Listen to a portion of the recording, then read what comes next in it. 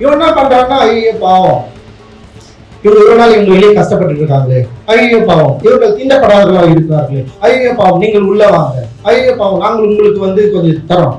இது இரக்கம். இந்த இரக்கத்தை பாபா சாஹேப் அம்பேத்கர் அறவே எதிர்த்தார். இந்த இரக்கத்தை அவர் ஒருபோதும் விரும்பவே இல்லை. நீ என்ன இரக்கமே படாதுங்கிறாரு. நான் பாதிக்கப்பட்டதுக்கு யார் காரணம்? நீ தான் காரணம். அவர் குற்றம் சொல்றாரு.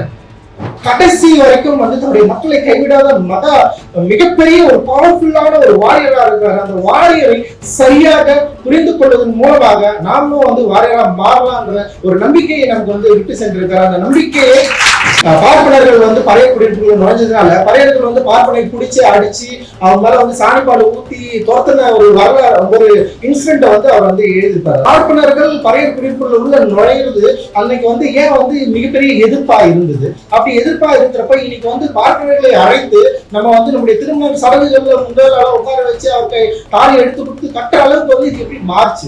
தலித்துகளுக்கு தனியாக இருப்பது என்பது அவர்கள் விரும்பி ஏற்றுக்கொண்டது. அவர்கள் இந்த சமூக நால்வர்ண அமைப்பில் நாங்கள் உள்ள நுழைய மாட்டோம், அதுக்கு நாங்கள் எதிரானவர்கள் சொல்லிட்டு பிடிவாதமா இருந்திருக்காங்க. அது ஒரு போராட்டம், அது ஒரு இழிவா மாற்றப்பட்டிருக்கு. இது ஒரு வரலாற்று மோசடி தானே. இது இத்தனை நூற்றாண்டு ஆண்டுகளுக்கு ஆனால் இத்தனை பேர் கொல்லப்பட்ட பிறகு, 1000 நந்தங்கள் கொல்லப்பட்ட பிறகு நாங்கள் எங்களை கொள்கை பிடிவாதமாக பிடித்துக் கொண்டிருப்பதால் நாங்கள் இன்னும் காலனியில் இருக்கிறோம். நீ தனியா இருக்காத, நீ பொதுவுல உரிமை கேளு, நீ தனியா இருக்காத பொது சாமிகளை நீ உரிமை கொள்ளு, நீ தனியா இருக்காத பொது கோயிலுக்குள்ள நீ உள்ளவா, நீ தனியா இருக்காத பொதுவுல சேர்ந்துக்க. பொது என்பதை வர்ண சாஸ்திரத்துக்கும் பார்ப்பன தன்மைக்கும் உட்பட்டது, பார்ப்பனியம் விழுங்கியது. அந்த பொது எனக்கு வேணாம்னு நான் சொல்றேன். இன்னொருத்தன் விரும்புகிற பாடலை நான் இனி பாட மாட்டேன் அப்படின்னு ஒரு உறுதிமொழி எழுதணும். இன்னொருத்தன் விரும்புகிற ஒரு எழுத்தை நான் எழுத மாட்டேன், இன்னொருத்தன் விரும்புகிற இசையை நான் இசைக்க மாட்டேன். என்னுடைய ராகம் ஒப்பாரி ராகம் தான், நான் பாட, நீ உட்கார்ந்து கேளுன்னு நம்ம சொல்லணும். சரி, இப்ப நான் சொல்றது சில பேர் கூட சொல்லலாம், அவன் டைரக்டர், அதனால கதைக்கு பயங்கரமா யோசிச்சு கதை விடுறான்னு கூட சொல்லலாம். சம கதை இது, கேட்டுப்பாரு, பயங்கரமா இருக்கும். நான் அதான் சொல்றேன், என் கதையை கொஞ்ச நாள் கேள்வி, இவ்வளவு நாள் நீங்க கதை விட்டு இருந்ததா, நான் கூட கதை சொல்றேன்.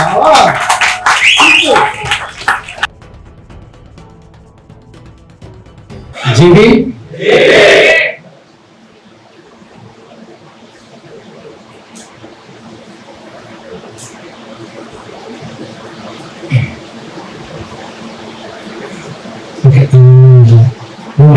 எல்லாருமே சொல்லணும். ஜெய்பீம் எல்லாருமே சொல்லணும். ஜெய்பீம் ஏன் எல்லாரும் சொல்லணும்னா இது ஒரு என்ன சொல்றது, இது ஒரு மாற்றம் தான். ஏன்னா முன்னாடி ஜெய்பீம் அப்படின்றது ஒரு எழி சொல்லலாம், கேள்வி சொல்லலாம் அப்படின்னு தொடர்ந்து பேசிட்டே இருக்கிற சமயத்துல அது தொடர்ந்து ஒரு முழக்கமா நம்ம பேசிட்டே இருக்கிறோம். அது தொடர்ந்து எல்லா இடத்துலயும் நம்ம பேசுறோம். அது ஒரு என்ன சொல்றது, ஒரு எழுச்சிக்குரிய சொல்லா அது நமக்கு இருக்கு, மற்றவங்களுக்கு அது இருக்குமா அப்படின்றதுதான் நம்முடைய நோக்கம். சோ தலித் வரலாற்று மாதத்தில் ஜெய்பீமை உறக்க சொல்வதில் நம்ம ரொம்ப பெருமை அடையணும். ஜெய்பீம். ஓகே, ரொம்ப நேரமா உட்காந்து இருக்கீங்க.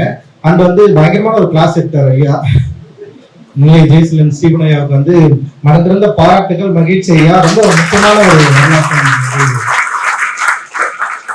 பதிவு செஞ்சீங்க. நமக்கு பெரிய குழப்பமே இந்த சாதிகளை அண்டர்ஸ்டாண்ட் பண்ணிக்கிறது தான்.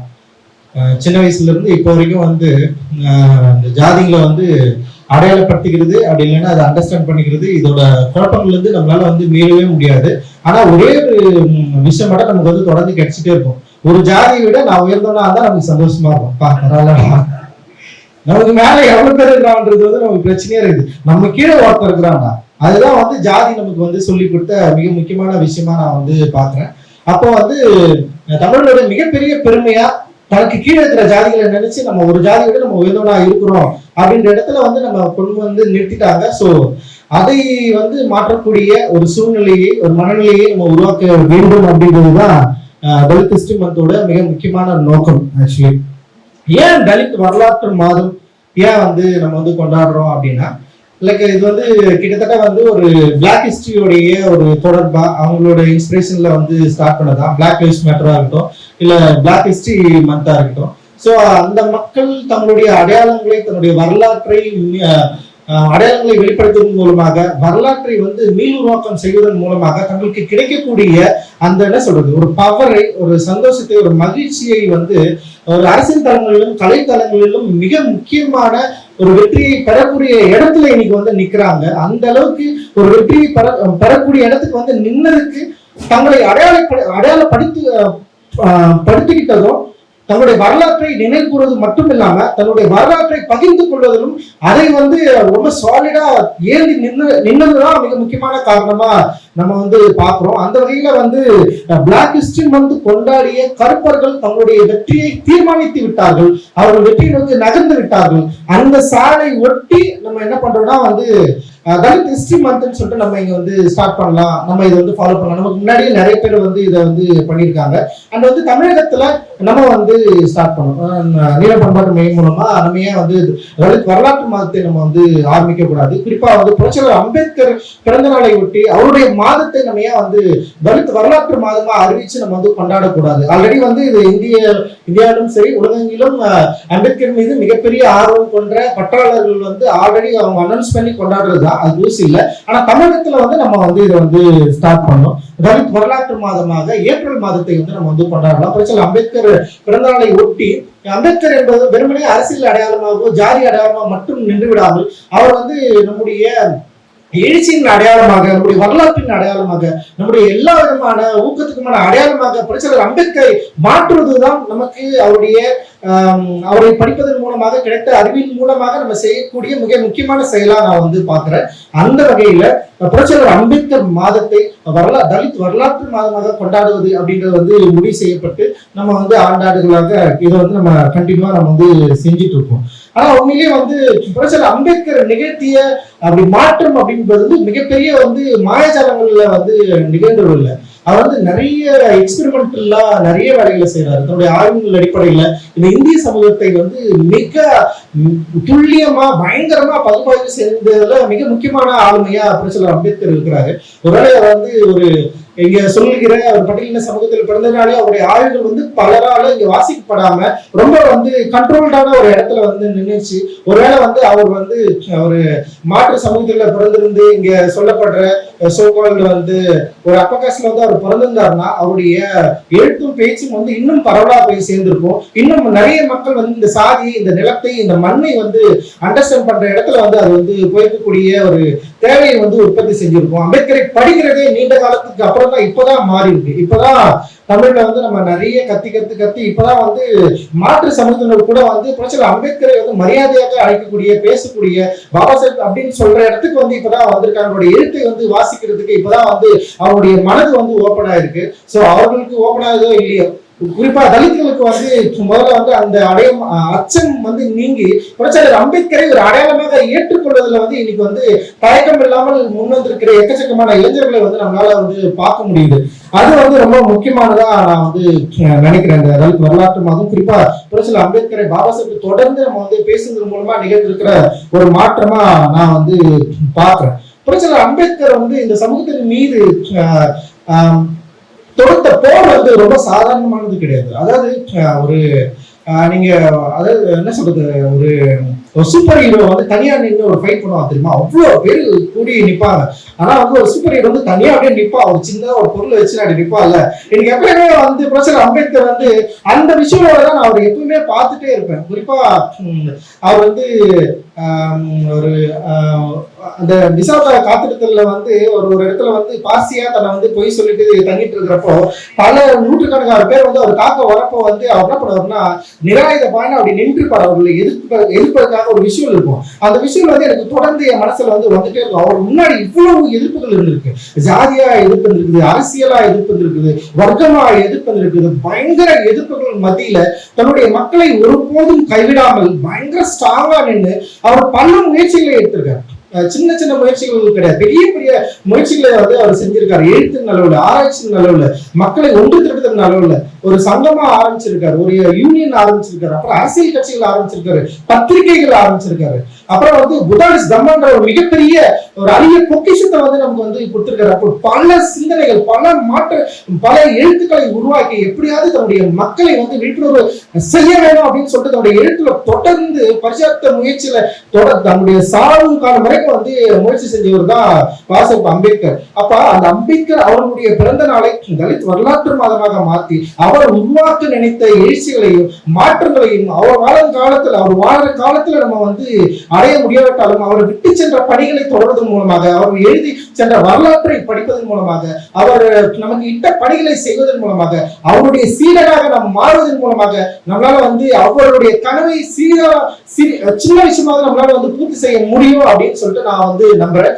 இங்க இருக்கிற எல்லாருமே அதை நீங்க செய்வீங்கன்னு சொல்லிட்டு எனக்கு ஒரு பெரிய ஊக்கம் இருக்குது அப்படின்னு நான் நம்புறேன். ஏன்னா அவர் வந்து எந்த சூழ்நிலையிலும் தன்னை கைவிடாதவரா இருக்காரு. இப்போ நம்ம எல்லாருமே வந்து நிறைய பிரச்சனைகள் வரப்போ வந்து நம்மளுடைய செல்ஃப் ரெஸ்பெக்ட் நம்மளுடைய பிரச்சனைகள் நம்மளை வந்து பாதிக்குது அப்படின்னு சொல்றப்ப பயங்கரமா தோண்டு போயிடுவோம். தோண்டு போனதுக்கு அப்புறம் நம்ம என்ன பண்ணோம்னா யாரா இவங்க நம்மளை வந்து மதிக்கவே மாட்டேறாங்க, நம்மளை பத்தி இவங்க அண்டர்ஸ்டாண்டே பண்ணிக்க மாட்டேறாங்க. உடனே நம்ம வந்து பக்கமா எழுதுவோம், பேசுவோம், சிந்திப்போம், அழுவோம், என்னென்ன பண்ணுவோம். ஆனா வந்து பாபா அம்பேத்கர் கடைசி வரைக்கும் தன்னை கைவிட்ட அந்த மக்களை நினைத்து வந்து ஒருபோதும் தோண்டு போவே இல்லை. எப்படியாவது இந்த மக்களை வந்து கை சேர்க்கணும், எப்படியாவது இந்த மக்களை வந்து கரெக்டான இடத்துல வந்து நம்ம ஸ்டேஜ் பண்ணிடணும், எப்படியாவது அந்த மக்களை நம்ம வந்து விட்டுவே கூடாதுன்னு சொல்லிட்டு தொடர்ந்து அவருக்கு வந்து பல வேலை வாய்ப்புகள் கிடைச்சிருக்கும். இந்த அவருடைய அறிவு தளத்துல குறிப்பா அவர் படித்த படிப்பின் மூலமாக வந்து மிகப்பெரிய பொசிஷன்ல அவரால் போய் உட்கார்ந்து இருக்க முடியும். பயங்கரமா அவர் வந்து ஒரு மன்னராக அவரால் மாறி இருக்க முடியும். பல பேர் அப்படி மாறி இருக்கிறாங்க, அப்படி பேர் இருந்திருக்காங்க. ஆனா பாபா அம்பேத்கர் கடைசி வரைக்கும் வந்து தன்னுடைய மக்களை கைவிடாத மிகப்பெரிய ஒரு பவர்ஃபுல்லான ஒரு வாரியரா இருக்கிறார். அந்த வாரியரை சரியாக புரிந்து கொள்வதன் மூலமாக நாமளும் வந்து வாரியரா மாறலாம்ன்ற ஒரு நம்பிக்கையை நமக்கு வந்து விட்டு சென்றிருக்கிறார். அந்த நம்பிக்கையை உருவாக்குவதுதான் அதை நம்ம புரிஞ்சுக்கணும். பாபா அம்பேத்கர் நம்ம விட்டு சென்ற பணிகளை புரிஞ்சுக்கணும், அவர் எழுத்தை நம்ம சரியா அண்டர்ஸ்டாண்ட் பண்ணிக்கணும், அவர் என்னெல்லாம் செஞ்சிருக்காருன்றத ஓரளவு நம்ம புரிந்து கொள்வதன் மூலமாக தான் இந்த தலித் வரலாற்று மாதம் அப்படின்றத வந்து நம்மளால வந்து கிட்டத்தட்ட வந்து அதை ஓரளவுக்கு வந்து நம்ம வந்து அச்சீவ் பண்ண முடியும் அப்படின்னு நான் நினைக்கிறேன். சோ தலித் வரலாற்று மாதம் அப்படின்றதுல வந்து வெறும் அரசியல் நடவடிக்கைகள் மட்டும் இல்லாம ஏன் வந்து பண்பாட்டு அடையாளங்களை வந்து மீட்டெடுத்து பண்பாட்டை பத்தி நம்ம பேசுறது அப்படின்றது வந்து முதல் முக்கியமான கேள்வியா இருக்கு. பாபா சாஹேப் அம்பேத்கர் வந்து தன்னுடைய கடைசி நேரம் வரைக்கும் இரண்டு மிக முக்கியமான போரை தொடர்ந்து செஞ்சுட்டு இருந்திருக்காரு. ஒண்ணு பார்ப்பிடத்துக்கு எதிரான போர், இன்னொன்னு இந்து மதத்துக்கு எதிரான போர். இது எங்கேயுமே அவர் என்னன்னா டைரக்ட் ஆகவே இல்லை. கடைசி வரைக்கும் வந்து பார்ப்பிடத்துக்கு எதிரான மிக தீவிரமான வெளிப்படையான ஒரு எதிர்ப்பை கடைசி வரைக்கும் அவர் செஞ்சுட்டே இருந்தார். அண்ட் இந்து மதத்துக்கு எதிராகவும் கடைசியா வந்து இந்து மதத்துல இருந்து நான் வெளியேறுவேன், நான் வந்து சாவரப்ப இந்துவா சாவமேன்னு சொல்லிட்டு சொன்னார். அப்ப பண்பாட்டு அளவுல ஒரு மாற்றத்தை நிகழ்த்தணும்னு சொல்லிட்டு மிக துடியா இருந்தவர். நம்ம வந்து பிளாக் இந்த ஹிஸ்டரி மந்த் வந்து அவங்க கொண்டாடுறப்போ பிளாக்ஸோடைய அவங்களுடைய அவங்க என்ன விரும்புறாங்க, அவங்க எதை அடையாளப்படுத்த நினைக்கிறாங்க அப்படின்னு சொல்லிட்டு நம்ம படிக்கிறப்போ அவங்க வந்து சில பேருக்கு சில காம்ப்ரமைஸ் இருந்தது. ஆனா மால்கம் எக்ஸ் வந்து ரொம்ப பிடிச்சவரா இருந்தார். மால்கம் எக்ஸ் வந்து கடைசி வரைக்கும் வந்து ஈவிரக்கமற்ற ஒரு எதிர்ப்பை வந்து வெள்ளையர்கள் மேல வந்து வச்சிருக்காரு. அதான் சொல்றாரு, நீ என்னை வந்து பாராட்டுதன் மூலமாக இல்ல என்னுடைய கலருக்கு என்னோட ரேசிசம் நான் வந்து அது பாதிக்கப்படுறேன் அப்படின்றதுக்காக நீங்க கவலைப்படுறது மூலமாவே நான் உன்னை ஏத்துக்க முடியாதுன்னு சொல்றாரு. ஏன்னா இத்தனை வருஷம் நீ வந்து என்னை அறிமுகப்படுத்திருக்கிற, என்ன சுரண்டு இருக்கிற, அப்படி சுரண்டு இருக்கப்ப வந்து நான் உன்னை வந்து உடனே அக்னாலேஜ் பண்ணி என் பக்கத்துல வந்து உன்னை பாராட்டணும்னு சொல்லி நீ எதிர்பார்க்காதுன்னு சொல்றாரு. அப்ப எதிர்பார்க்காத அளவுக்கு நீ வந்து என் பக்கத்துல நிக்கிறது உங்களுடைய கடமைன்னு சொல்றாரு. அதுக்காக நான் உன்னை ஏற்றுக்கொள்ள மாட்டேன்னு சொல்லி எந்த காலகட்டத்திலும் நீ வந்து நான் ஏற்றுக்கவே மாட்டேன்னு சொன்னதுதான் மால்கம் எக்ஸ். அதே போலதான் பாபா சாஹேப் அம்பேத்கர் எந்த காலகட்டத்திலும் பார்ப்பனை ஏற்றுக்கொண்டதே கிடையாது. அவர் மிக தீவிரமாக வந்து பார்ப்பனத்தை தீவிரமாக எதிர்த்தவர். ஏன்னா அதுதான் அவர் சொல்றாரு, இந்திய வரலாறு என்பது பார்ப்பினத்துக்கும் பௌத்தத்துக்குமான வரலாறுன்னு சொல்றாரு. அப்ப பௌத்தத்துடைய ஒரு தொடர்பை ஒரு நீச்சை பார்ப்பினத்துக்கு எதிராக அவர் ஸ்டேஜ் பண்றதுல வந்து மிக முக்கியமா இருக்காரு. சோ இந்த விஷயத்த நம்ம வந்து சரியா புரிஞ்சுக்கிறோம் அப்படின்னு நான் நினைக்கிறேன். இந்த வரலாற்றின் அடிப்படையில இந்த நிலங்களை வந்து பாக்குறப்போ நம்ம ஏன் வந்து ஊரு காலனியா பிரிஞ்சிருக்கிறோம், ஏன் ஊர்ல இத்தனை சாதிகள் இருக்குது, ஏன் காலனியில இத்தனை சாதிகள் வந்து இருக்குது, இப்ப ஊருக்கும் காலனிக்கும் என்னதான் பிரச்சனை, ஏன் வந்து ஆங்கிலேயர்கள் வந்ததுக்கு அப்புறம் தான் இங்க ஜாதி உருவாச்சுன்னு வந்து சொல்றாங்க. அப்ப ஆங்கிலேயர் வரதுக்கு முன்னாடி இவங்க எல்லாரும் எப்படி இருந்தாங்க, அப்ப மன்னராட்சி முறை இருக்கிறப்போ ஜாதி இல்லாம இருந்ததா, மன்னராட்சி வந்து ஜாதியை ஊக்குவிச்சா, மன்னராட்சியில வந்து இப்போ பார்ப்பனர்கள் வந்து ஊக்குவிச்ச நிலங்களை ஏன் வந்து கொடுத்திருக்காங்க. அப்ப இங்கிருந்த வந்து கீழ்மைப்பட்ட சாதிகள் சொல்றவங்களுடைய நிலைமை என்னவா இருந்தது, இருந்தது? ஏன் வந்து அப்பத்துல இருந்தே நிலவ துண்டாடப்பட்டுதான் இருந்ததா? அப்பத்துல இருந்தே இருந்ததுன்னா ஏன் இப்போ வரைக்கும் அது கண்டினியூ ஆகுது? பல கேள்விகள் இருக்கு. அப்ப கண்டினியூ ஆகிறப்ப இன்னைக்கு வரைக்கும் வந்து ஏன் வந்து காலனிகள் இருக்கு, ஏன் ஊர் இருக்கு? அப்ப ஊருடைய அமைப்பு முறை என்னவா இருக்கு, காலனியோட அமைப்பு முறை என்னவா இருக்கு, ஊர்ல இருக்கிற ஜாதிகளுடைய எண்ணிக்கை என்னவா இருக்கு, ஊர்ல இருக்கிற தொழில்கள் அடிப்படையில ஜாதிகள் பலவா பிரிஞ்சிருந்தாலும் ஏன் ஒன்னா இருக்கிறாங்க? ஏன் காலனியில இருக்கிறவங்க வந்து ஒரு குறிப்பிட்ட பகுதியில அவங்களுடைய அந்த தொழில் அடிப்படையில் அவங்க பிரிஞ்சதெல்லாம் ஏன் ஒரு ஜாதியா இருக்கிறாங்க அப்படின்னு பல கேள்விகள் இருக்கு. இந்த கேள்விகளுக்கு பதில் நம்ம வந்து எப்ப தேடுறோம்? இது வந்து நிறைய பேர் வந்து இதுக்கான பதில வந்து தேடி இருக்காங்க. இது வந்து நான் தமிழ்நாட்டுக்கு அதை வந்து ஆய்வு செய்யறப்போ அந்த ஆய்வாளர் பேர் என்ன பேரா வந்து நம்ம இந்த பிரிட்டிஷ் ஆய்வாளர் நம்ம ஒரு இல்லடா ஒரு பண்பாட்டு ஆய்வு. அது இப்போ பார்ப்பனர்கள் வந்து பழைய குடியிருப்புகள் நுழைஞ்சதுனால பழையர்கள் வந்து பார்ப்பனை பிடிச்சு அடிச்சு அவங்க மேல வந்து சாணிப்பாடு ஊத்தி தோர்த்தன ஒரு வரலாறு, ஒரு இன்சிடென்ட் வந்து அவர் வந்து எழுதியிருப்பாரு. அவர் வந்து ரொம்ப ஆச்சரியமா இருந்தது. அப்போ பார்ப்பனர்கள் பழைய குடியிருப்புகள் உள்ள நுழையிறது அன்னைக்கு வந்து ஏன் வந்து மிகப்பெரிய எதிர்ப்பா இருந்தது. அப்படி எதிர்ப்பா இருக்கிறப்ப இன்னைக்கு வந்து பார்ப்பனர்களை அழைத்து நம்ம வந்து நம்முடைய திருமண சடங்குகள்ல முதல் அளவு உட்கார வச்சு அவருக்கு தாலி எடுத்து கொடுத்து கட்ட அளவுக்கு வந்து இது எப்படி மாறுச்சு? சோ இந்த வரலாறு நம்ம வந்து யோசிக்கிறப்ப வந்து பெரிய முரண் இருக்கு. அப்ப அதுக்கு ஆங்கிலேயர்கள் வருவது, ஆங்கிலேயர் ஆட்சி காலத்தில் இருந்த தீவிரத்தன்மை எங்க வந்து உடைஞ்சு போயிருக்கு? அப்ப நவீன கால இந்தியா எதை வந்து உடைச்சி எதை வந்து எல்லாரையும் ஒண்ணு சேர்த்திருக்கு? அப்போ ஏன் வந்து காலனி வந்து தொடர்ந்து வெளியிலே இருந்திருக்கு?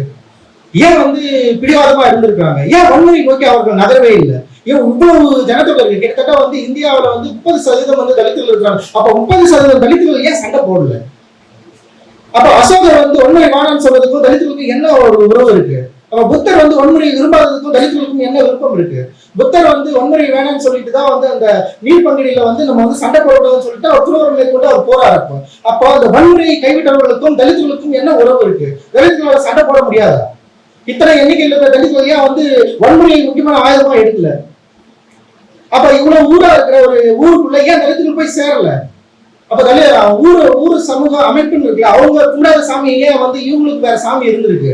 அப்ப பௌத்தம் வந்து யாருக்கு முக்கியமானதா இருந்திருக்கு?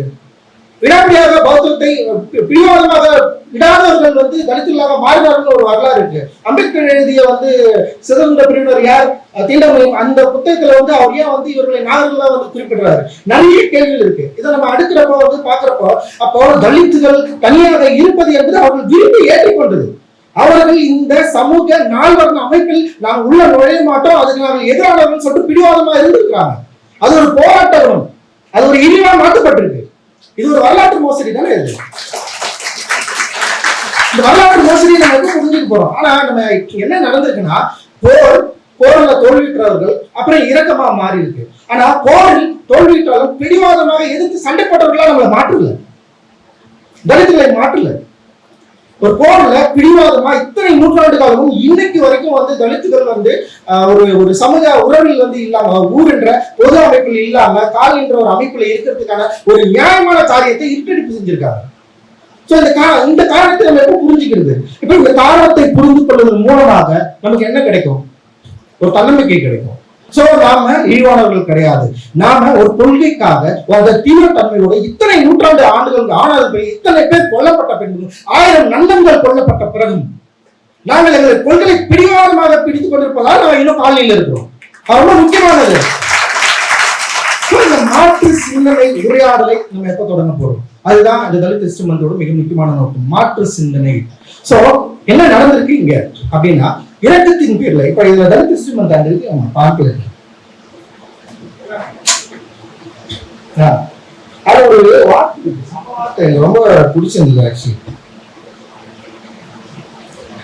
அது என்னன்னா, இந்திய தலித் மக்கள் மீது அரசியல் ரீதியாக கரிசனம் இருப்பவர்கள் கூட சமூக ரீதியாக வெளியில் இருப்பவர்கள் முன்னேற வேண்டும் என்கிற அளவிலேயே தலித்துகளை அணுகிறார்கள்.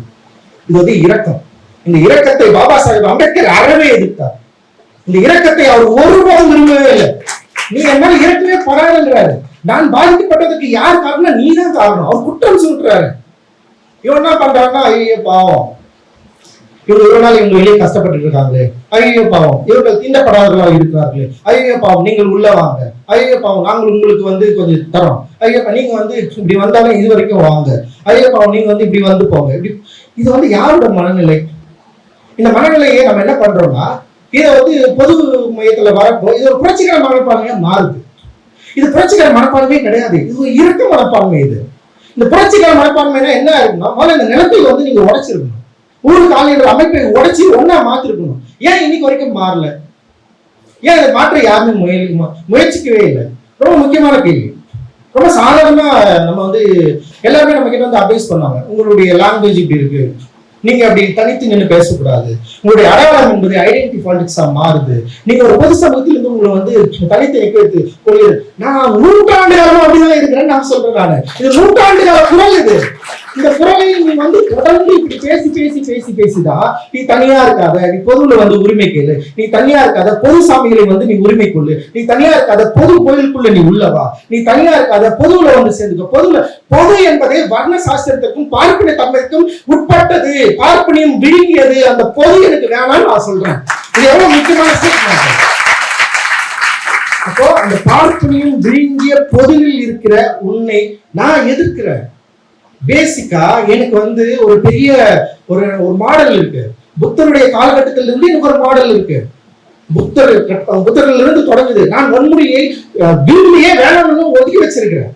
எனக்கு வன்முறை வேணாம்னு விரும்பியே வேணாம் ஒதுக்கி வச்சு இதுக்கு ஒரு பல ஆய்வுகள் மேற்கொள்ள வேண்டிய தேவை இருக்கு. ஏன் வந்து தலித்துகள் வன்முறையை வேண்டாம் என்று சொன்னார்கள்? ஒரு 10 பேர் இருக்கிற தலித் குடும்பங்கள்ல நீங்க வந்து ஈஸியா அடிச்சிடலாம். ஒரு 1000 பேர் இருக்கிற 3000 பேர் இருக்கிற தலித்துகள் ஏன் மற்றவங்களை போல தாக்கல? ஏன் அவர்கள் போய் எல்லாரும் வந்து கொல்றதுதான், இது எதிர்த்து நிக்கிறதா, சண்டை போடுறதுதான் சரியான தீர்வுன்னு ஏன் அவங்க வந்து முடிவு பண்ணல? இதுதான் பண்பாடு.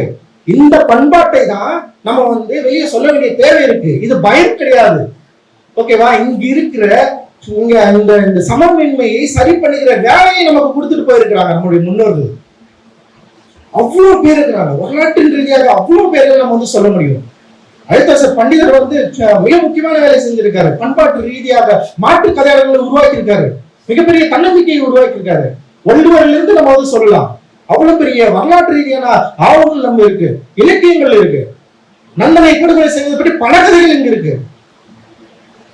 சோ அப்போ நம்ம எந்த கதையை எடுத்துக்க போறோம்? நம்ம நந்தன் வந்து சிதம்பரம் கோயிலுக்குள்ள போனாரு, மூடி கொண்டுட்டாங்க அப்படின்னு அவர் வந்து ஒரு சிவனடியாரா நம்ம வந்து சொல்றோம். இன்னொரு இதுல பாக்குறப்ப நந்தன் ஒரு மன்னனா இருக்காரு. அப்போ மன்னன் வந்து போர் செய்து தோல்வி அடைகிறான்ற ஒரு எழுத்து நமக்கு வந்து கிடைக்குது. நம்ம அப்ப சிவனடியாராக நந்தன் செத்ததை நம்ம ஏத்துக்கணுமா? இல்ல மன்னன் தன்னுடைய நிலத்துக்காக, தன்னுடைய மக்களுக்காக, தன்னுடைய மக்கள் வஞ்சிக்கப்படுவதற்காக எதுக்கு நின்று சண்டைப்பட்டு செத்தன அதை நம்ம எடுத்துக்க போறோமா? நம்ம என்ன எடுத்துக்க போறோம்? நமக்கு பல கதைகள் சொல்லப்படுது. ஆனா நமக்கு எந்த கதைகள் நம்ம ஏற்றுக்கொள்ள போகிறோம் அப்படின்றதுதான் நம்முடைய மாற்றமே இருக்கு. சோ அந்த கதைகளை நம்ம வந்து படிச்சோமா, அந்த கதைகளை நோக்கி நம்ம வந்து நகர்ந்தோமா, நமக்கு வந்து அது சொல்லப்பட்டிருக்கா? சோ சொல்லப்படாத இந்த கதைகளை நோக்கி நம்ம எப்ப நகர போறோம்? நம்முடைய ஆய்வாளர்கள், நம்முடைய அறிஞர்கள், நமக்கு முன்னாடி நிறைய பேர் வந்து ஏன் இந்த கதைகளை பற்றி அவர்கள் வந்து வெளிப்படையாக பேசலையே? அவங்க பேசிய கதை இல்லையா ஒரு வாஸ்தவ மக்கள் கிட்ட போய் சேரவே இல்லை. ஏன் வந்து இங்க அடையாளம் என்பது வந்து குறிப்பா தலித்துடைய அடையாளம் என்பது இழிவா பார்க்கப்படுது. நான் வந்து என்னுடைய அடையாளத்தை பேசுவது என்பது ஏன் சாதியா இங்க பார்க்கப்படுது? ஏற்கனவே இங்க வந்து தமிழ் சாதிகள் தங்களுடைய வெளிப்படையான அடையாளத்தோடு திரியிறப்போ அதெல்லாம் இழிவா இங்க பார்க்கப்படாதப்போ, தலித்துகள் தங்களுடைய அடையாள எழுச்சிக்காக ஒரு எதிர்ப்புக்காக ஒன்றிணைந்து கூடுகிற ஒரு இடத்தை, ஒரு வாக்கியத்தை, ஒரு அடையாளத்தை எப்படி உங்களுக்கு வந்து ஒரு சாதியா பார்க்கப்படுது? அப்போ ஒவ்வொரு முறையும் எதிர்ப்பின் அடையாளத்தினோடு எதிர்ப்பின் வழியாக நம்ம ஒன்றிணைந்து எங்களை விரும்பவே இல்லை, உடனே அதை உடைக்கணும்னு நினைக்கிறாங்க. சோ இது நீங்க ஐடென்டி பாலிடிக்ஸ்ல மாட்டிக்காதீங்க, தனித்து நிக்காங்க, நீங்க தனித்து விடப்பட்டவர்களா மாறுவீர்கள், பொதுவில் வந்து சரி உங்களுடைய அடையாளத்தை ஒழிச்சு இங்க வாங்க, பொது சமூக அரசியல் நோக்கி நகரும் சொல்லி ஓவரால் நம்முடைய தன்னம்பிக்கையை உடைச்சு நீங்க வந்து தீண்டப்படாதவர்கள், நீங்கள் வந்து நீங்க வந்து ஒடுக்கப்பட்டவர்கள் அப்படின்னு சொல்லி சொல்லி சொல்லி சொல்லி ஒரு டெக்ஸ்டை வந்து உருவாக்கி, ஒரு வரலாற்றை உருவாக்கி நமக்கு தன்னம்பிக்கை இழந்தவர்களாக மாற்றி தொடர்ந்து பொது சமூகத்தை கையேந்து நிற்கிற ஒரு ஆட்களாக நம்ம வந்து மாத்திட்டாங்க. அறிவு ரீதியாகவும், அரசியல் ரீதியாகவும், சமூக ரீதியாகவும். சோ எல்லா இடத்துலயுமே வந்து ஆனா அரசியல் ரீதியாகவும், சமூக ரீதியாகவும், அறிவு ரீதியாகவும் வந்து மேம்பட்ட மக்களா இருந்திருக்கணும். அதுக்கு டெக்ஸ்ட் இருக்கு நம்ம கிட்ட. சோ இந்த வரலாற்றை நம்ம நினைவு கூறணும்னா வரலாற்றை வந்து உருவாக்கணும். நம்மளுடைய வரலாற்றை நம்ம வந்து உருவாக்கி இருக்கணுமா? டெஃபினட்டா இல்லை. இங்க முன்னாடி இருக்கிறவங்க உருவாக்கல, ஒரு சில பேர் உருவாக்கி இருக்காங்க. அந்த கடமை யாருக்கு இருக்கு? இந்த வரலாற்றை வந்து ஆய்வு செய்து உருவாக்குவது அப்படின்ற ஒரு கடமை யார்கிட்ட இருக்கு? அம்பேத்கர் சொல்றாரு, ஓகே, ஒரு வரலாற்றை உருவாக்குது என்பது அந்த காலம், அந்த மக்கள், அந்த மனநிலை, குறிப்பா வரலாற்றில் கிடைத்த ஆய்வுகளின் அடிப்படையில என்ன சொல்றாங்க, கற்பனைக்கும் ஒரு நிஜத்துக்கும் இருக்கிற ஒரு உறவை நம்ம வந்து கண்டுபிடிக்கணும் அவர் சொல்றாரு. அந்த வேலையை நம்ம எப்ப எடுத்து செய்ய போறோம்? ஸோ எனக்கு அது மாதிரி நிறைய வேலை இருக்கு, நான் நிறைய பண்ணிட்டு இருக்கேன். என்னோட பர்சனல் ஒரு விஷயத்துக்கு எனக்கு சில வேலைகள் இருக்கு. ஒரு சில அம்பேத்கருடைய அவருடைய சீடனா நான் மாறிட்டேன் நான். ஸோ அவர் விட்டு சென்ற வேலையை நான் செய்யணும்னு சொல்லிட்டு எனக்கு சில தேவைகள் இருக்கு, சில அர்ஜ் இருக்கு. உங்களுக்கு எல்லாம் எப்ப அது வரப்போகுது? நீங்க எப்ப அதை வந்து கையாள போறீங்க? நீங்க எப்ப இதுல வந்து இதுக்குள்ள இறங்கி நீங்க வந்து வேலை செய்ய போறீங்க? பெரிய தேவை இருக்கு நமக்கு. ஸோ இந்த நூற்றாண்டுக்கு நம்ம வந்துட்டோம். ஸோ இன்னைக்கு வந்து மாடல் நூற்றாண்டுல இருக்கிறோம். எப்பயும் நம்ம வந்து இந்த மாதிரி வந்து ஒரு சார்பு நிலையா நின்று யோசிக்கிறது அப்படின்றது வந்து ரொம்ப நமக்கு தப்பா இருக்கும். இந்த பாலிடிக்ஸ் வந்து நம்ம தனியா கொண்டு போய் நிறுத்தோம், அப்படி கிடையவே கிடையாது. ஸோ உங்களுடைய அடையாளத்தோடு, இந்த அடையாளம் என்பது சாதி வந்து பயங்கரமான ஒரு ஃப்ளோரிசேட் பண்ணு பயங்கரமா வந்து கொண்டாடுற ஒரு இடத்துக்கு நம்ம வந்து கொண்டு போய் நிறுத்தல. குறிப்பா இங்க ஏன் நம்ம வந்து இப்படி இருக்கிறோம், இந்த பிரச்சனை என்ன, இந்த அடையாளத்தை வந்து சொல்வதன் மூலமாக இது எழுச்சியுடைய அடையாளமா மாறி நான் இதுதான் வந்தேன், இதுதான் என்னுடைய அடையாளம் அப்படி சொல்றது அப்படின்றது ரொம்ப ரொம்ப முக்கியமானது. அந்த அடையாளத்தோடு இந்த சமூக காரணிகளில் இருந்து நம்ம வெற்றி பெறது, அதுல இருந்து நம்ம வந்து எப்படி வெற்றி அடை போகிறோம் அப்படின்றதுதான் ரொம்ப முக்கியமானதா நான் வந்து பாக்குறேன். சும்மா நம்ம வந்து ஏதோ அப்பப்ப நிகழ்ச்சி பண்றோம், ஏதோ பண்றோம், இதுல புத்தகம் ஒரு இடத்துல நிறைய கத்திகள் வச்சிருக்கலாம்ல. ஆனா நிறைய முறை யோசிச்சிருக்கேன், என்னடா இது நம்ம என்ன பண்றோம் அப்படின்னு யோசிச்சுட்டே இருக்கேன். இப்ப மார்கழி மக்கள் இசை பண்றோம், அதுக்கு பெரிய ஒரு செலவு நடக்குது. அந்த செலவு வந்து பிரிச்சு எல்லாருக்கும் வந்து ஒரு 10,000 கொடுத்தா கூட ஒரு 1,00,000 பேர் கொடுத்துருக்கலாமே, சரியா நம்ம வந்து அதை பண்றோம். ஸோ இந்த மாதிரி நிகழ்ச்சி பண்றப்ப இதுக்கு வந்து இவ்வளவு காசு தேவைப்படுது, இதை வந்து நம்ம யாருக்காவது வந்து கொடுக்கலாமே. படிக்கிற பசங்களுக்கு ஏதாவது படிக்கிற பசங்க கொடுக்கறது கூட எனக்கு வந்து விருப்பமே இல்லை. அவன் என்ன படிக்கிறான், படிச்சு முடிச்சு சீட்டா திரும்ப பொது சமூகம் விரும்புற அரசியலை வந்து ஃபாலோ பண்ணிட்டு போயிடுறான். திரும்பி சொல்றப்போ சோ இந்த பண்பாட்டு விழுமியங்கள்ல, பண்பாட்டு அசைவுல வந்து மாற்றக்கூடிய இது ஒரு என்ன சொல்றது, ஒரு கவுண்டர் கல்ச்சர் வந்து கிரியேட் பண்ணக்கூடிய ஒரு இடத்துல நம்ம வேலை செய்யறது வந்து இன்னைக்கு இம்பாக்டா இருக்கான்னு எனக்கு தெரியாது. பட் ஆனா இது டெஃபினட்டா இம்பாக்ட் பண்ணணும்னு நான் நினைக்கிறேன். இது வந்து இதை ஃபாலோ பண்ற நிறைய பேருக்கு வந்து இது வந்து தெரியும். அதனால நம்ம இதுல எப்படி பங்கு கொள்ள போறோம், இதுதான் ரொம்ப முக்கியமானதா நான் வந்து நினைக்கிறேன். சோ இந்த மாதிரியான ஒரு கண்காட்சிகள் வைக்கிறது, இல்ல வந்து இப்ப அறிவு வந்து பாடிட்டு போனா, ஒரு அதுக்கு முன்னாடி கானா பிரபா வந்து அவன் வந்து கிட்டத்தட்ட 100 அம்பேத்கர் பாடல வந்து அவன் பாடியிருக்கான். 100 அம்பேத்கர் பாடல அவன் எழுதியிருக்கான். ஏன் ஒரு பையன் வந்து 100 அம்பேத்கர் பாடலை பாடணும், எழுதணும்? அது ஒரு கேள்வி இல்ல. ஏன் அவன் வந்து தீவிரமா அம்பேத்கர் மேல இவ்வளவு பற்றோடு இருக்கணும்? சோ அவனுக்கு ஒரு காரணம் இருக்கு. அவன் இந்த சமூகத்தில் அவனுக்கிட்ட வேலையை வந்து அவனுடைய லாங்குவேஜ்ல அவன் பண்றான். இன்னைக்கு இருக்கிற இவ்வளவு பேர் நீங்க என்ன பண்ண போறீங்க? இதுதான் ரொம்ப முக்கியமான கேள்வி நம்ம கிட்ட. சோ கிட்டத்தட்ட இந்த சமூகத்தை பார்ப்பனிய தன்மை முழுக்க வேண்டிடுச்சு, அதில் நம்மளும் இருக்கிறோம். சோ முதல்ல நம்ம எங்க இந்த வரலாற்று தலித் வரலாற்று மாதத்துல நம்ம என்ன முடிவெடுக்கணும்னா, நான் பார்ப்பனியத்தால் விழுக்கப்படாதவன் அப்படின்ற ஒரு சின்ன ஏரியாவுக்காக நம்ம வந்து மூவ் பண்ண ட்ரை பண்ணணும். இது நம்ம பண்ண ட்ரை பண்ணாலே இது ஒரு மிகப்பெரிய வெற்றியா நான் வந்து பாக்குறேன். ஆனா அப்படி நம்ம இருக்கிறோமா அப்படின்னா, ஏன்னா நம்முடைய குடும்ப உறவு, சமூகம், அமைப்பு, அப்புறம் வந்து குறிப்பா பழக்க வழக்கங்கள், அந்த சடங்குகள் எல்லாத்தையுமே வந்து இந்து மதம் அப்படின்ற பேர்ல வந்து பார்ப்பனியம் பயங்கரமா விழுங்கிடுச்சு. சோ அதுல இருந்து நம்ம எப்படி வந்து நம்ம வந்து தற்காத்துக்க போறோம், அதுல இருந்து எப்படி ஒரு கவுண்டர் கல்ச்சர் நம்ம வந்து கிரியேட் பண்ண போறோம்? அதுக்குதான் வந்து இவரு அடுத்த பண்டிதர் வந்து பல கதைகளை உருவாக்கி வச்சிருக்காரு இந்த இதை உடைக்கிறதுக்காக. நீ தீபாவளின்னு ஒண்ணு கொண்டாடுறியா, நான் ஒண்ணு தீபாவளி இல்லை அப்படின்னு சொல்லிட்டு அவரு ஒண்ணு எழுதியிருக்காரு. சோ இதை நம்ம படிக்கிறது மூலமா, வேற கதையை வந்து நம்ம வந்து உருவாக்குறது மூலமாக நம்முடைய அரசியலை, சமூக அரசியலை, நம்முடைய பழக்க வழக்கங்களை இன்னும் வந்து சரியா புரிஞ்சுக்க முடியும்.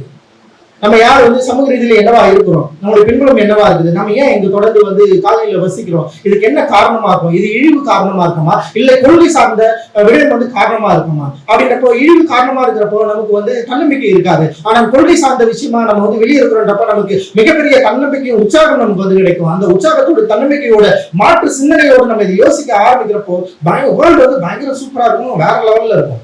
சோ நம்ம வந்து சண்டைக்காரன், போர் வீரர்கள், இத்தனை நூற்றாண்டுகளாக போர் செஞ்சுட்டே இருக்கிறவங்க, தொடர்ந்து செஞ்சுட்டே இருக்கிறோம். எத்தனை பேர் செத்தாலும் பரவாயில்ல, செஞ்சுட்டே இருக்கிறாங்க அப்படின்றதுதான் வந்து நம்மளுடைய மிக முக்கியமான வேலையா இருக்கு. சோ அதுதான் நம்ம வந்து இந்த இதுல வந்து நம்ம வந்து பண்ணலான்னு இருக்கிறோம்.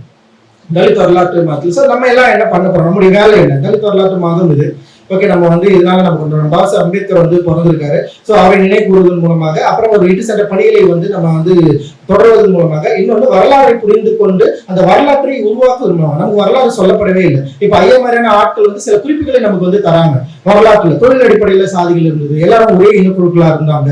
அப்ப எங்க இவங்க பிரிஞ்சாங்க? இப்ப நம்ம படிக்கிறப்போ நிறைய விஷயங்கள் இருக்கு. இன்னைக்கு ஒரு தங்கத்தை கண்டுபிடிக்கிறது ஒரு சாதியா இருந்திருக்குது. அப்புறம் அந்த சாதி வந்து தங்கத்தை வந்து எடுத்துட்டு அதை கிளீன் பண்ணி மாத்துறப்போ அந்த தங்கத்தை கண்டுபிடிச்சு என்ன பண்றாங்கன்னா அதை கிளீன் பண்ற சாதியா தனியா பிரிஞ்சிருக்கான். ஆனா இன்னைக்கு அவன் வந்து சமூகத்துல வந்து ஒரு நல்ல அடையாளத்தோடு இருக்கிறான். ரொம்ப ஆச்சரியமா இருக்கு அது படிக்கிறப்போ. ஆனா கிட்டத்தட்ட எல்லாருமே ஒரே ஆளா இருந்திருக்காங்க. உலகத்தை உருக்குகிற ஒரு சமூகம் எல்லாருமே ஒன்னா இருந்திருக்காங்க. அதுல வந்து என்னன்னா, இப்போ மற்ற உலகங்களுக்கு மேல ஒரு பெரிய மதிப்பு இல்லை. தங்கத்தை வந்து உருக்குவது, தங்கத்தை வந்து தொழில் செய்வதன் மூலமாக அவனுக்கு தனி அந்தஸ்து கிடைக்குது. அப்ப அவனுக்கு வந்து சமூகத்துல ஒரு ஸ்பேஸ் வந்து தனியா உருவாக்குறாங்க. பயங்கர ஆச்சரியமா இருக்கு. இதெல்லாம் நம்ம படிக்கிறப்போ வந்து அப்போ நம்ம நினைச்சிட்டு இருக்கிற நம்முடைய இழிவுகள் எல்லாமே சுத்தமா போய் கட்டுக்கதைகள். அந்த கட்டுக்கதைகளை சொல்லி சொல்லி சொல்லி தொடர்ந்து நீங்கள் வந்து ஒடுக்கப்பட்டவர்கள், தீண்டாதவர்கள் அப்படி சொல்லி சொல்லி சொல்லி நம்மளை வந்து நிலைக்குள்ளேயே வச்சிருக்காங்க. ஆனா நம்முடைய முன்னோர்கள் அப்படி இல்லை அப்படின்றதுதான் ரொம்ப முக்கியமானது. அவர்கள் ஒரு குறிப்பு எனக்கு தெரிஞ்சு மன்னர் ஆட்சி காலத்து வரைக்கும் அவருடைய போராட்டம் மிக தீவிரமா இருந்திருக்கு. ஆங்கிலேயர் ஆட்சி உள்ள வந்ததுக்கு அப்புறம் தான் இது டைல்யூட் ஆயிருக்கு. ஆக்சுவலி அவன் வந்து யார் எந்த மக்களும் அவனால பிரிச்சு பார்க்க முடியல அவனால. சோ அவன் வந்து சில பேருக்கு ஹெல்ப் பண்ணிருக்கான். ஆனா இந்த ஆட்சி முறை மாறினதுக்கு அப்புறம் ஆட்சி முறையில சில மாற்றங்கள் வந்து இந்த தீவிரமா போட இருக்க மக்கள் எல்லாரும் ஒன்னா மாறி இருக்காங்க. லைக் இவங்க எல்லாம் ஒன்று இந்தியர்கள் சொல்லிட்டு ஒரு இடத்துக்குள்ள கொண்டு வந்திருக்கான். அப்படி ஒரு இடத்துக்குள்ள கொண்டு வந்தப்போ இந்த இந்து சாதி அமைப்பு அப்படின்னு வரப்ப எல்லாரும் ஒரு சாமியை கும்பிட ஒரு இடத்துக்கு வந்து மூவ் ஆயிருக்காங்க. சோ அந்த இடத்துல வந்து ஒரு பெரிய ஒரு 100 ஆண்டுகள்ல ஒரு பெரிய வரலாற்று மாற்றம் நிகழ்ந்திருக்கு தான் நான் வந்து புரிஞ்சுக்கிறேன். நான் அது வரைக்கும் தீவிரமாக வெளிப்படையாக இந்த என்ன சொல்றது, இங்க இருக்கிற பார்ப்பினத்தை எதிர்த்து கொண்டிருந்த மக்கள் பார்ப்பினத்தால் விழுங்கப்பட்ட ஒரு இடத்துக்கு வந்து இதை நகர்த்திருக்காங்க. இது வரலாற்று ரீதியாக ஆங்கிலேயர் ஆட்சி காலமும் இதை வந்து அந்த அளவுக்கு வந்து அவங்களை வந்து அதை அப்ராப்ரியேட் பண்ணிருக்கு அப்படின்னு நான் நினைக்கிறேன். சோ இது என்னுடைய யூகம் தான். இந்த யூகம் எதிலிருந்து வருதுன்னா நான் படிக்கிற புத்தகங்கள் மூலமாக எனக்கு வந்து கிடைக்குது. 1800களுக்கு அப்புறம் வந்து என்னன்னா இது இழிவு வந்து பயங்கரமா ஸ்டார்ட் ஆகுது. ஸோ இவர்கள் தலித்துகள், தீண்டப்படாதவர்கள் இவங்களுக்கு ஒரு லாங்குவேஜை கிரியேட் பண்றாங்க. கிட்டத்தட்ட வந்து இந்தியா சுதந்திரம் அடைகிறப்போ இவங்க வந்து ஒட்டுமொத்தமா வந்து தீண்டப்படாதவர்கள் சொல்லிட்டு ஒரு இடத்தை உருவாக்கி அவங்க வந்து வெளியே வச்சிடறாங்க. இப்படி ஒரு டெக்ஸ்டை வந்து நம்ம வந்து பேச முடியும் அப்படின்னு நான் நினைக்கிறேன். ஸோ இது வந்து அப்போ நம்மளுடைய முன்னோர்கள் வந்து ஏன் அவ்வளவு ஃபைட் பண்ணாங்க, அப்புறம் ஒரு இடத்துல எங்க நம்ம தேங்கி நின்னோம், அப்புறம் எந்த இடத்துல நம்ம இழிவா ஆக்கப்பட்டோம், எங்க இறக்கம் வந்து இங்க அரசியலா மாற்றப்படுது, எங்க வந்து நீ கை குத்துவான்னு சொல்லிட்டு மேடுகளை வெட்டாமல் வந்து பள்ளங்களை மட்டுமே விட்டு மக்களை மேலே இடத்துக்கு எப்போ முயற்சிச்சாங்களோ அப்பயே வந்து இந்த என்ன சொல்றது இந்த சோசியல் ஸ்ட்ரக்சரே வந்து பயங்கர ப்ராப்ளமா இருக்கு. அதனால வந்து இதை சரி பண்ண முடியாத ஒரு இடத்துக்கு போய் நின்றுச்சு. இதை சரி பண்ணுவதற்கு நமக்கு வந்து ஒரு சிறந்த ஒரு ஆயுதமாக இந்த மாசத்தை நம்ம வந்து எடுத்துக்கலாம். அப்ப வந்து சார் ஐயா வந்து சொன்னாரு, இசை வந்து அவங்க கிட்ட ரொம்ப இயல்பா இருந்தது.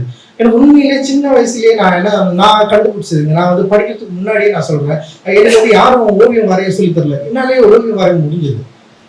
அப்புறம் வந்து நீங்க பாத்தீங்கன்னா ஒரு சைன்போர்டு ஆர்டிஸ்ட் நீங்க பாப்பீங்க, திருவள்ளூர் மாவட்டத்துல கிட்டத்தட்ட 80-90% தலித்துகள் தான் இருப்பாங்க.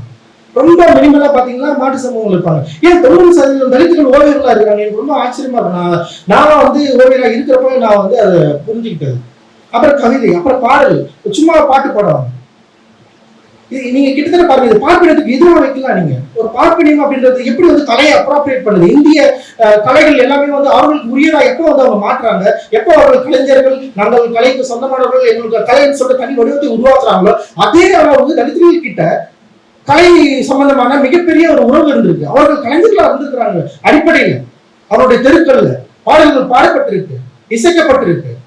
ஒரு மியூசிக் இன்ஸ்ட்ருமெண்ட் இத்தனை நூற்றாண்டு காலமாக வந்து அவர்கள் காப்பாற்றி கொண்டு வந்து நிறுத்திருக்கிறாங்க. பறை என்ற மிகப்பெரிய மியூசிக்கல் திங்ஸ் நிறைய சொல்லலாம். அப்ப இது என்னன்னா 2 கல்ச்சருக்கு நடந்த ஒரு போர்.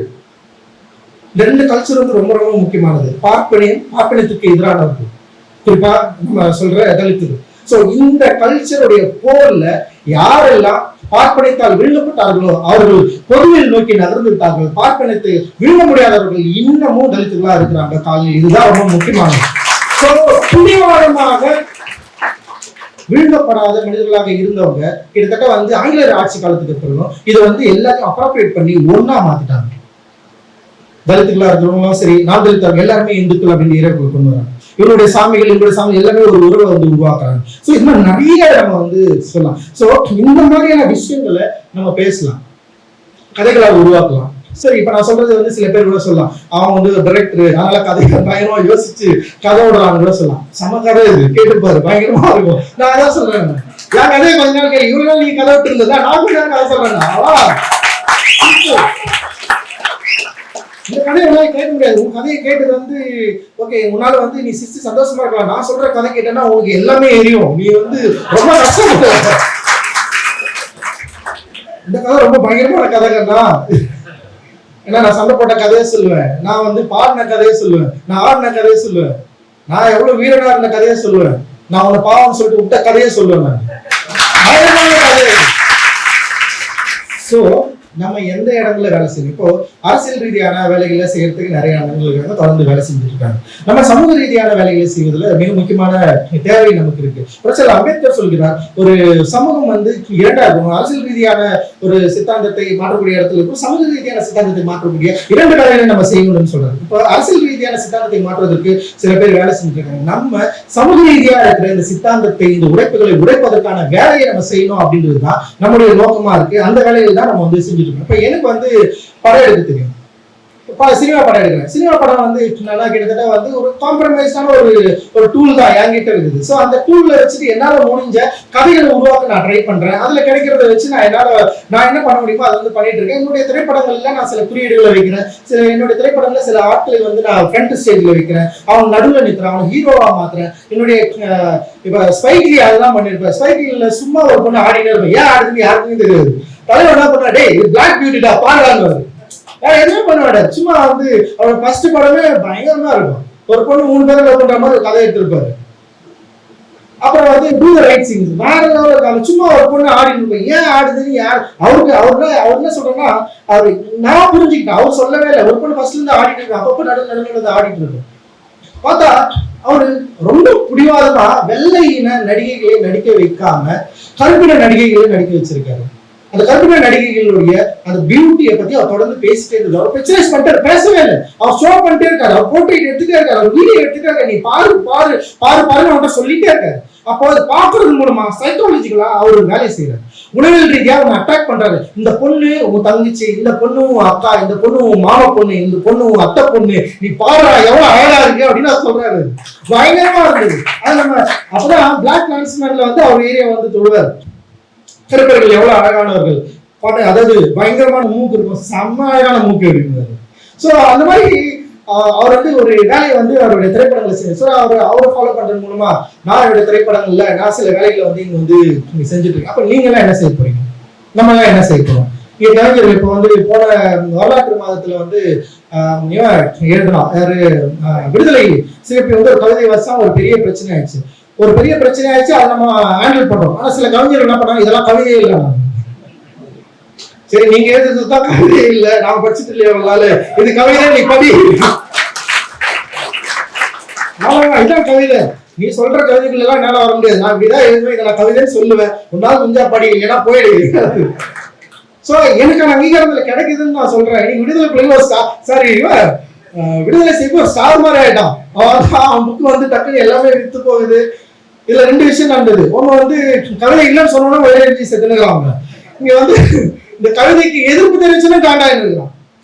இதற்கான ஆர்வம் மக்களிடம் இருக்குதுன்னு நான் சொல்றேன்.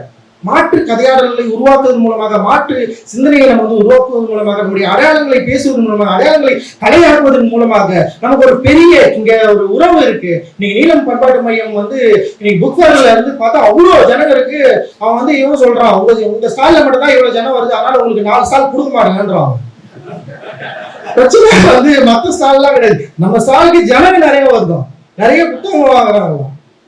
சோ அதான் சொல்றேன், நமக்கு நிறைய இடங்கள் இருக்கு, நம்ம வேலை செய்ய இடங்கள். அந்த வேலை செய்ய வேண்டிய இடங்களை நம்ம சூஸ் பண்ண வேண்டிய தேவை இருக்கு. நீங்க இவ்வளவு பேர் உட்காந்துருக்கோம். இந்த தலித் ஹிஸ்டரி மந்த், வரலாற்று மாதத்தை நீங்கள் எப்படி வந்து கொண்டாட போறீங்க, நீங்க எப்படி விரும்ப போறீங்க, உங்களுடைய ஊர்ல இருக்க உங்களுடைய திருவிழா இருக்கிற தலைவர்கள் பார்த்து நீங்க என்ன யோசிச்சிருக்கீங்க, நீங்க எங்க இன்ஸ்பயர் ஆகுங்க, அவருடைய ஃபைட் என்ன? எங்க அம்மா ஒரு சண்டை போட்டாங்க, பயங்கரமா இருந்தது.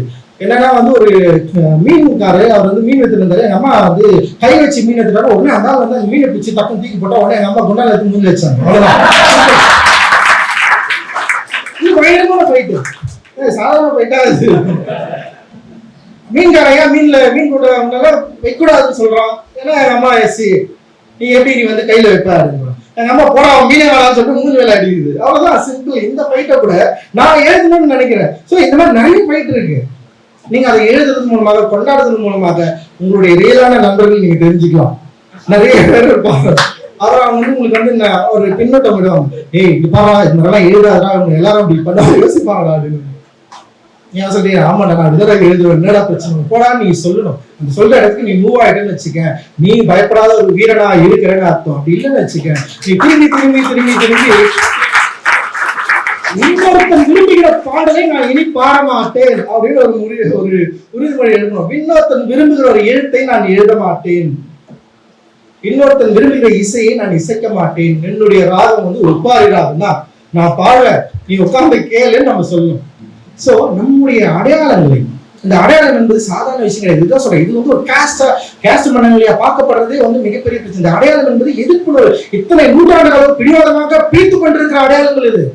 இந்த அடையாளத்தை எழுதுவதன் மூலமாக, இந்த அடையாளத்தை கொண்டாடுவதன் மூலமாக, இந்த அடையாளத்தை பேசுவதன் மூலமாக, இந்த அடையாளமாக நான் மாறுவதன் மூலமாக நம்ம மிகப்பெரிய ஒரு எழுச்சியை நம்ம பெற முடியும்னு நினைக்கிறேன். மிகப்பெரிய தன்னம்பிக்கையை உருவாக்க முடியும். இத்தனை நூற்றாண்டு காலமாக நம்மளை வந்து ஒடுக்கப்பட்டவர்கள், தீண்டப்படாதவர்கள், தாழ்த்தப்பட்டவர்கள் சொல்லி சொல்லி சொல்லி சொல்லி நம்மளை வந்து ஒரு செல்ஃப் கான்பிடன்ட் உடைச்சு இந்த சமூகத்தை நம்ம வந்து கூர்த்திட்டு, அதாவது நமக்கு எதிராக நிறுத்தி அவர்களை கேள்வி கேட்கிற ஒரு காலகட்டமாக அந்த எதிராக நிறுத்துதல் என்பது நம்முடைய அடையாளத்தோடு நாம் எழுச்சி பெற்று நிற்பதுதான். நம்ம அடையாளத்தோடு நிற்பது, நம்முடைய அடையாளங்களா இருக்கிற நம்முடைய கலைகளை, நம்முடைய பண்பாடுகளையும் வந்து மீளுருவாக்கம் செய்து நம்ம அவர்கள் முன்னாடி வந்து சூழ்நிலைப்பதுதான் மிக முக்கியமான வேலையா நமக்கு இருக்கணும் அப்படின்னு நான் நினைக்கிறேன். சோ அப்படியான வேலைகளை செய்த நிறைய பேர் உங்களுடைய தெருக்குள்ள இருக்கிறாங்க. அவர்களை எழுதுங்க, அவங்களை பத்தி எழுதுங்க, அவர்களை அடையாளப்படுத்துங்க, அவர்களை சொல்லுங்க, இவங்க இந்த வேலையை செஞ்சிருக்காங்க, இந்த தலித் இஸ்டிமத்துல அவர்களை வந்து நினைவு கூறுங்க, அவர்களை பத்தி பேசுங்க, அவர்களை பத்தி கவிதை எழுதுங்க, அவர்களை பத்தி கதையை எழுதுங்க, அவர்களை பத்தி பாடுங்க. முதல்ல வந்து இந்த வேலையை நம்ம செய்வோம். அதுக்கப்புறம் வந்து ஆர்ட் நம்ம எங்க நோக்கி இப்போதான் நம்ம அங்க போவோம். உடனே நம்ம வந்து நம்மளாம் ஆர்டிஸ்ட், நம்ம இதுக்குள்ள இந்த இடத்துக்குள்ள போக கூடாது, நம்ம இப்படி பார்க்கணும், நம்ம எப்படி பார்க்கணுன்றதெல்லாம் வந்து நான் வந்து ஒப்புக்கொள்றது கிடையாது. ஆர்ட் என்பது என்னன்னா என்கிட்ட இருந்து தான் உருவாது. இந்த சமூகம் எனக்கு என்ன கொடுக்குதோ அதோட ரிஃப்ளெக்ட் தான் ஆர்ட். ஓகேவா? நான் ஒரு மனுஷன், எனக்கு இந்த மூளை என்ன பண்ணுது, நீங்க எல்லாம் என்ன கொடுக்குறீங்களோ அதை தான் நான் ரிஃப்ளெக்ட் பண்ண முடியும். அப்ப எனக்கு சின்ன வயசுல இருந்து எனக்கு என்ன கொடுத்துருக்கு இந்த சமூகம், தொடர்ந்து எனக்கு சில பிராக்டிஸை கொடுத்துட்டே இருக்கு. அந்த பிராக்டிஸ் கொடுக்க நான் என்ன பண்ணேன்னா, அந்த பிராக்டிஸ்க்கு எப்படி நான் பதில் சொல்ல முடியும், இந்த பிராக்டிஸ் வந்து நான் எப்படி வெளியே வர முடியும், இதான் என்னுடைய ஆர்ட்டா நான் பார்க்கணும். அப்போ எல்லாருமே நம்ம கிட்ட இருக்கிற நம்முடைய திறமைகளை நம்ம எதுக்காக பண்ணுவேன். ஒரு ஆர்கிடெக்ட் தம்பி பார்த்தா, நான் வந்து பார்த்தா அவன் தான் பண்ணான். அவன் வந்து அவனோட தீசஸ் என்ன தெரியுமா, தலித்துகளுடைய வீடுகள் வந்து எப்படி இருக்கு, அதை எப்படி நம்ம வந்து வடிவமைக்கிறது, ஏன் வந்து இவங்களுக்கு வந்து இந்த மாதிரியான வீடுகள் வந்து கொடுத்துருக்காங்க. அப்ப கரெக்டான மக்களோட வந்து ஏன் வந்து அடுக்குமாடி குடியிருப்புகள் வந்து தலித்துகளுக்கு இப்படி ஒரு வீடை வந்து கட்டி கொடுத்துருக்காங்க, ஏன் 10க்கு 10 அளவுல ஒரு இடத்த வந்து அவங்களுக்கு கொடுத்துருக்காங்கன்னு சொல்லிட்டு அவன் தீசிஸ் பண்றான். அப்ப பண்றப்ப மிகப்பெரிய அடக்குமுறை இருக்கு, ஒரு மிகப்பெரிய சாதி சிந்தனை இருக்கு. அப்போ ஒரு ஆர்கிடெக்ட் வந்து அவன் யோசிக்கிறான். அப்ப எல்லா வகையிலும் நம்ம வந்து யோசிக்க வேண்டிய தேவை இருக்கு. நாட் ஒன்லி ஆர்கிடெக்ட், நிறைய இப்போ உணவு சம்பந்தமாக சரி, இப்போ உணவுல என்ன பிரச்சனைகள் இருக்குது. இப்போ வந்து நிறைய பேர் வந்து உணவு சம்பந்தமான படிக்கலாம், அப்படி இல்லைன்னா ஒரு தொழில்முறை படிப்புகள் இருக்கலாம், எக்கச்சக்கமான விஷயங்கள் படிப்புகள் எல்லா தலைவர்களிலும் நம்ம எந்த அளவுக்கு வந்து நீங்க அப்ராப்ரியேட் பண்ணப்பட்டிருக்கோம் அப்படின்றது நம்ம சரியா புரிஞ்சுக்கிட்டு நம்முடைய தேவை என்ன, நம்ம ஏன் வந்து நம்மளை அடையாளப்படுத்த வேண்டிய தேவை இருக்கு, அந்த தேவையாக நம்ம எவ்வளவு ஸ்ட்ராங்கா இருக்க வேண்டிய தேவை இருக்கு, அந்த உறுதித்தன்மையோடு நம்மை வெளிப்படுத்திக் கொள்ளுதல் அப்படின்றது வந்து மிக முக்கியமான அரசியல் விஷயமா நான் வந்து பாக்குறேன். அதை இந்த தலித் வரலாற்று மாதத்தில் நீங்கள் செய்வீர்களானால் நீங்களும் எங்க கூட இருக்கிறீங்க எனக்கு ஒரு பெரிய நம்பிக்கை இருக்கும். அதை செய்வதுதான் என்னுடைய விருப்பம். அதுபடி இந்த நிகழ்வுக்கு எல்லாருமே வாங்க, எல்லாருமே இதை பத்தி எழுதுங்க, அதை செஞ்சு உங்களுடைய எல்லாருக்கும் போய் சொல்லுங்க. நம்ம வந்து இன்னும் சென்னையில மட்டும்தான் இந்த முறை வந்து இதை வந்து நம்ம பண்ணிருக்கோம். தொடர்ந்து வரும் காலங்களில் இது பெரிய அளவுல பல ஊர்களுக்கும் பரவணும் அப்படின்றது தான் என்னோட விருப்பம். சின்ன கிராமங்கள்லேருந்து எல்லா இடத்துக்கும் போகணும், எல்லா இடங்களிலும் இருக்கிற தங்களுடைய கொண்டாட்டங்களை பதிவு செய்ய. குறிப்பா தலித்துகள்ன்றது வந்து இறக்கம் இருக்கும்னு சொல்லிட்டு நம்மளை ரொம்ப காலி பண்ணிட்டாங்க. நமக்கு பயங்கர மிகப்பெரிய கொண்டாட்டம் இருக்குது நம்ம கிட்ட. அந்த கொண்டாட்டத்தை நம்ம பேசுவதன் மூலமாக, கொண்டாடுறதன் மூலமா செம்ம காண்டாகும். இல்லைன்னா வந்து இறக்கமா இருக்கிற படங்கள் வந்து அவங்க ரொம்ப பிடிக்கும். நம்ம வந்து எதிர்த்து நிற்கிறது கொண்டாடுற மாதிரி நம்ம எழுத படம் நம்ம பாக்குறதே வந்து பார்ப்பா, அவன் வந்து ரொம்ப மோசமானவன், அவரை எக்ஸ்ட்ரீமிஸ்ட், அவரை எப்படி பண்ண அப்படி பண்ணணும். என்ன பிரச்சனைன்னா நம்ம நல்லா இருக்கோம், நம்ம கொண்டாடுறோம், நம்ம எதிர்பார்க்கின்ற சொல்றது மூலமாவே அவங்க ஒரு வெறுப்பு உண்டாது. சோ நம்ம கொண்டாடுறது, நம்முடைய கொண்டாட்டத்தை படைப்பாக்குவதற்கு, நம்முடைய எதிர்ப்பை படைப்பாக்குவதற்கு, நம்முடைய நீங்க படைப்புனா வெறும் ஒர்க் ஆஃப் ஆர்ட் மட்டும் சொல்லு, நிறைய தளங்கள் இருக்கு. அதுல வந்து நம்மளுடைய சிந்தனைகளை வந்து நம்ம வந்து நகர்த்தணும் அப்படின்றது தான் என்னுடைய விருப்பம். நான் பாபாசாஹிப் அம்பேத்கருடைய விருப்பமும் அதுதான். அவருடைய விருப்பத்தின் அடிப்படையில இந்த வேலைகளை நம்ம செய்யறப்போ அவருடைய கனவா இருக்கிற பௌத்தத்தை நம்மளால சரியா கொண்டு போய் நிற்க முடியும், அதை சேர முடியும் அப்படின்ற ஒரு பெரிய நம்பிக்கை எனக்கு இருக்கு. அந்த நம்பிக்கையோடு உங்களிடம் விடைபெறுகிறேன். நீங்க எல்லாமே இதெல்லாம் பார்க்கலாம். இன்னும் இது கொஞ்சம் பெருசு, நான் சில விஷயங்களை வந்து ஆட் பண்ண சொல்லியிருக்கேன். அது வந்து இது கொஞ்சம் பெருசாகும். அப்புறம் புத்தகங்களை வாங்குறது மூலமா, நீங்க படிக்கிறது மூலமா இன்னும் உங்களை வந்து நிறைய சரி பண்ணிக்கலாம். அண்ட் வந்து ஜெய்